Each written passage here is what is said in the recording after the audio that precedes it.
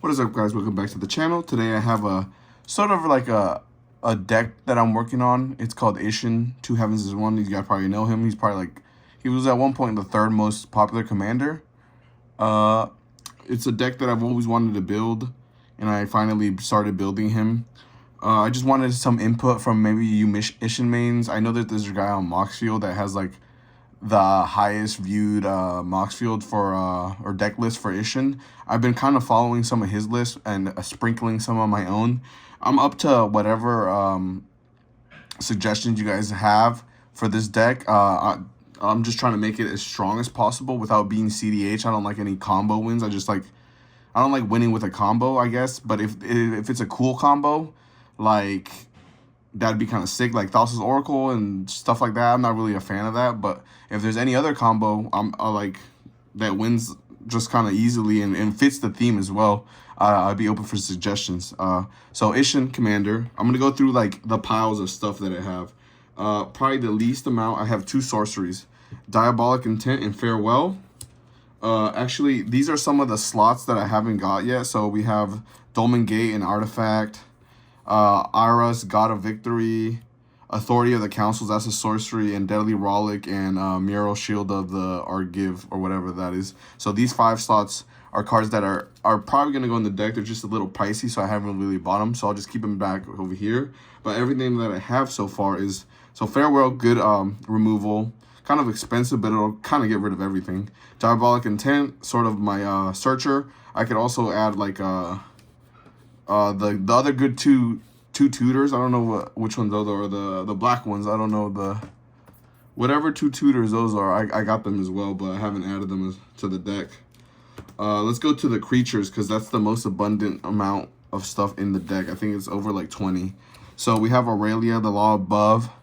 Apparently this is really good, but I don't know yet. Like I did play test the deck 3 times with my pod that I play.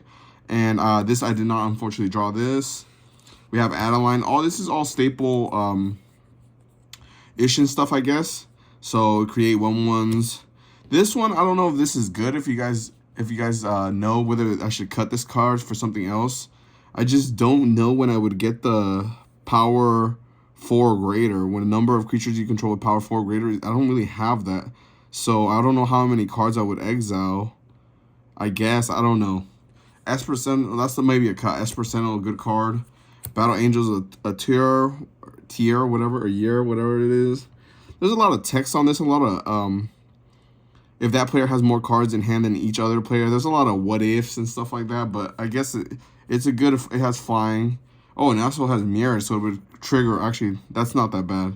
Because, Hammers of Morden, I played this card, and it was triggering kind of crazy. Like 3 copies coming at 1 person is kind of nutty. So this is a good card. So I guess this would also be kind of nasty too. Now that I see it has mirrored as well. Goldspan Dragon, it just creates treasure tokens, and it has that instead of adding 1 mana, it creates 2 mana of any 1 color. So that's kind of nasty. Ohari, Sun's Glory, basically creates 2/2 Red Rebel creature tokens for each experience, so it would trigger more. Mishra was going to put some disgusting damage on the field. Whenever I attack, each opponent loses X life, and you gain X life, where X is the number of attacking creatures. Let's say that's 4 creatures. I would gain 8 life with Isshin on the board. It's kind of nutty. Dranith Magistrate, good card. Star Athlete, this is one of the new cards that came out. I don't know in what set, but recent set. You choose up to 1 target non-land permanent, and they may sacrifice it, and if they don't, it deals 5 damage to that player. So with Isshin, you could trigger that twice. So either take 10 damage, 5 damage, or sacrifice both non-land permanents. So it's kind of nasty. Charismatic Conqueror, whenever an artifact or creature enters the battlefield, they can come in tapped. If they don't, I create a 1/1 vampire creature token with lifelink, kind of nasty. Legion Loyalist, haste, and whenever it attacks with at least 2 other creatures you control, I get first strike and trample until the end of the turn. It can't be blocked by creature tokens this turn. Brutal Horde Chief, a creature you control attacks, defending player loses 1 life and you gain 1 life. Good card. Krenko, Tin Street Kingpin. This card is disgusting. This card was generating so much value. Whenever he attacks, you put a 1/1 counter on it. Then create a number of 1/1 red goblin creature tokens equal to Krenko's power. So he attacks, he gets 2/3. He's a 2/3. He creates 2 tokens. Isshin triggers again. He creates another 3 tokens. So you've made 5 goblins in that first turn. This one I don't know. It might be a cut. And it says whenever you attack a player, tap target creature that player controls and goad it. I guess I could do 2 creatures and goad those 2 creatures. That'd be kind of cool. Enduring Courage. This is one of the new cards, and it says whenever another creature you control enters, it gets +2 and gains haste. Pretty cool. And when it dies, if it was a creature returned to the battlefield under its owner control, it's an enchantment. It's not a creature. So I guess you get the haste stuff. Pretty cool. Commissar Seravine Rain. Whenever Rain attacks, each opponent loses X life, where X is the number of attacking creatures. Basically another Mishra. Kellogg. Whenever you attacks, create a treasure token and sacrifice 5 treasures. You basically control target creature. You get control of it. That would trigger twice. You'd get like 2.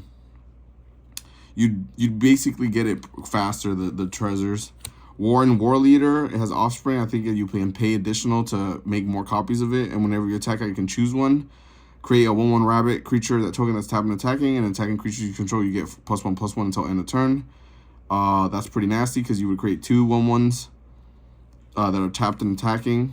Professional Facebreaker doesn't really synergize with the attack triggers, but basically it's a good token treasure token generator. Mondrak Gloria Dominius. If 1 or more tokens would be created under your control, twice that many of tokens would be created. So a lot of token generators, so it's kind of nasty. Itali. Whenever Itali attacks, exile the top card of each player's library, then you may cast any number of non-land cards exiled this way without paying their mana cost. Disgusting. That's a good card. This one was a must, like a in between undecided. So whenever a player attacks one of your opponents, if that opponent has more life than another one of your opponents, that talking player draws a card and you put 2/2/1 counters on a creature you control. I don't like the letting them draw personally. This is the good Aurelia, basically. I like this Aurelia more than the other one. So it has flying, vigilance, and haste, and whenever it attacks for the first time each turn, untap all creatures you control. After this phase, there's an additional combat phase. That would be, I think, 4 times with Isshin, if I'm not mistaken. And in Paco, so whenever you attack with 1 or more non-gnome creatures, put a 1/1 counter on Paco, then create X 1/1 colorless gnome artifact creatures that are tapping and attacking, where X is the number of 1/1 counters. So basically just generating more tokens. Braids. At the beginning of your end step, you may sacrifice an artifact, creature, enchantment, land, or planeswalker. If you do, each opponent may sacrifice an opponent that shares a card type with it. For each opponent who doesn't, I draw each opponent, that player loses 2 life, and I draw a card. Hero Bladehold. Whenever hero put 2 1/1 controls your creatures tokens onto the battlefield, tap and attacking. And they get +1 until end of turn. Karlak Fury. Whenever you attack, if it's the first combat phase of the turn, untap all attacking creatures and gain first strike until end of turn. After this phase, there's an additional combat phase. Nutty. So those are my creatures. Let's go into the instance. So if you guys have any suggestions for this deck, if you guys see anything that maybe I should cut, let me know down below. Plumb the Forbidden, an additional cost to cast a spell. I might sacrifice 1 or more creatures. When I do create a spot copy of the spell for each creature I sacrifice, I draw a card and lose life.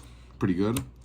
Generous Gift, basically it's a spot removal, permanent, not is any card. Teferi's Protection, I gotta stay protected. Path to Exile, just an amazing white card. Anguish Unmaking, exile target non-land permanent, you lose 3 life. Another removal. Clever Concealment, this one I was like, maybe I can swap this for a better protection spell, but convoke any number of target non-land permanents you control phase out, basically like Teferi's. Boros Charm, deals 4 damage, you guys know Boros Charm. Final Showdown, this was also maybe a cut, so. But I do like the ability to lose all creatures, I'll lose all abilities until end of the turn, which is kind of nasty. But if I did want to do all 3 of them, it'd basically 1, 5, 7, 8 mana to do every single one of them. Swords to Plowshare, you know, another staple. Flawless Maneuver, the free white spell. Deadly Dispute, and then this will cost to sacrifice a creature, draw 2 cards and create a treasure token, pretty nice. Enlightened Tutors to look for an artifact or an enchantment. Speaking of enchantments, let's go to enchantments. I don't have too many, but the ones I do have, I personally think are pretty good. Crescendo War, 3 colorless and 1 white. At the beginning of each upkeep, put a strife counter on Crescendo. Attacking creatures get +0 for each strife counter on Crescendo War.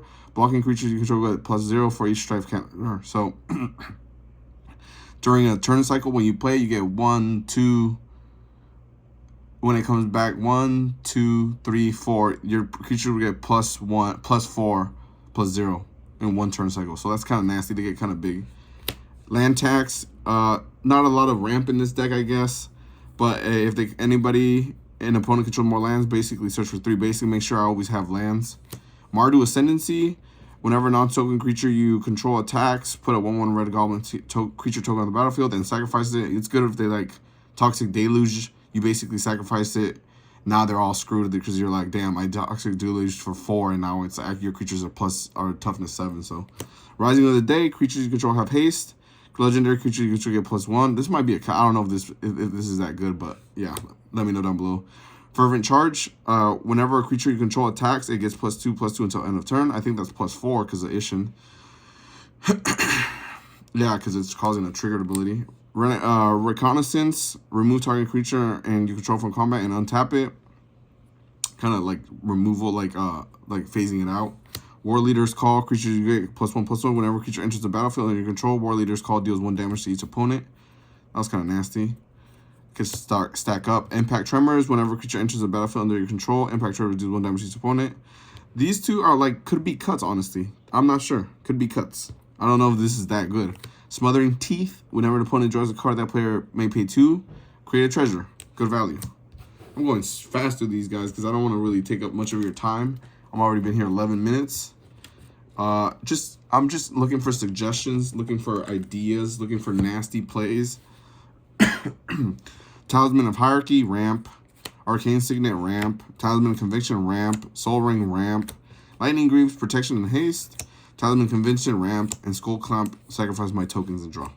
So, now that you guys saw that, let's move on to the lands. So I'm just going to go by the non-basic lands. So, Spectre Seeding, Sunbaked Canyon, Vault of Champions, Silent Clearance, Sundown Pass, Savai Triumph, Minus Strength, Tirith, Arid Mesa, Vault of the Archangel, Den of the Bugbear, Needle Verge Pathway, Caves of Kolios, Godless Shrine, Shattered Sanctum, Seer Step Pathway, Battlefield Forge, Luxury Suite, Scavenger Grounds, Sacred Foundry, Strip Mine, Marsh Flats, Haunted Ridge, Command Tower, Blood Crypt, and Blazemire Verge. So, all good, basically.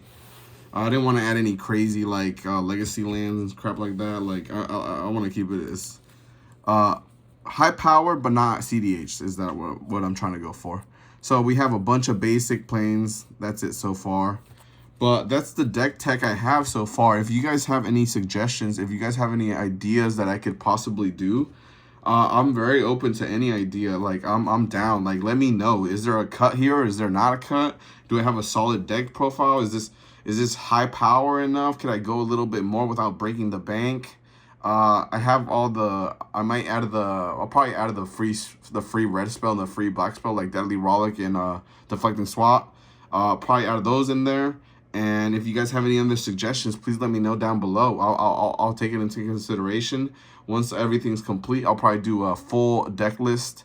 Some of these cards that got reprinted, like that nasty, the Athlete homie, that one's kind of nasty because it basically clears the board pretty quickly, honestly. Imagine you have that with another attack trigger. That's 4 things they have to sacrifice or lose freaking 20 damage. This guy, the Star Athlete, kind of nutty. But yeah, I hope you guys enjoyed it. I do have another deck coming up, cooking up in the works. Let me just show you guys, see if I can pull it up real quick, show you guys what I'm going to be working with. I don't want to spoil too much because the deck isn't complete yet, but I do like these type of decks. I don't know if you guys have seen my Necrozard deck, but let's see. See if I can find them.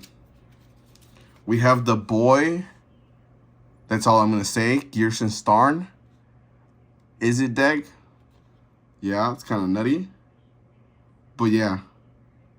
I hope you guys enjoyed that. I'll see you guys in the next one. Remember to comment, like, and subscribe. And I'll see you guys in the next one. Peace, guys.